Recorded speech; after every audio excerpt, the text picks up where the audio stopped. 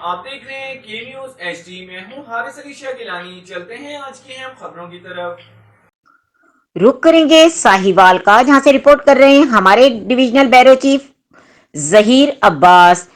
ساہیوال کو پاک پتن سے ملانے والا واحد روڈ ٹوٹ پھوٹ کا شکار، راہگیروں کو سفر میں مشکلات کا سامنا، اعلی حکام سے فی الفور روڈ کو مرمت کرنے کا مطالبہ.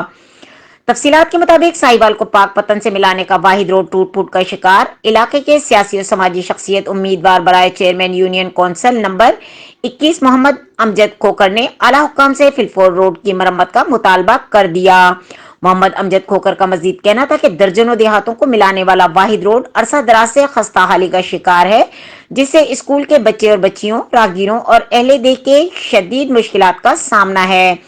ان کا مزید کہنا تھا کہ روڈ تو پہلے ہی خستہ حالی کا شکار ہے، اوپر سے روڈ کے ساتھ پڑنے والی سیوریج پائپ لائن بھی مزید مشکلات پیدا کر دی ہیں.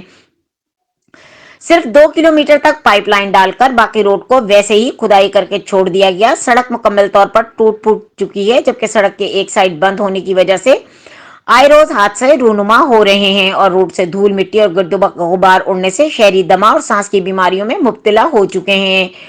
سیاسی اور سماجی شخصیت ملک محمد امجد کھوکھر اور اہل دیہی نے ہمارے وزیر اعلیٰ Punjab commissioner Sahiwal, deputy commissioner Sahiwal سے پرزور اپیل کی کہ پاک پتن روڈ کا بجٹ فی الفور منظور کروا کر روڈ کی تعمیر شروع کروائی جائے.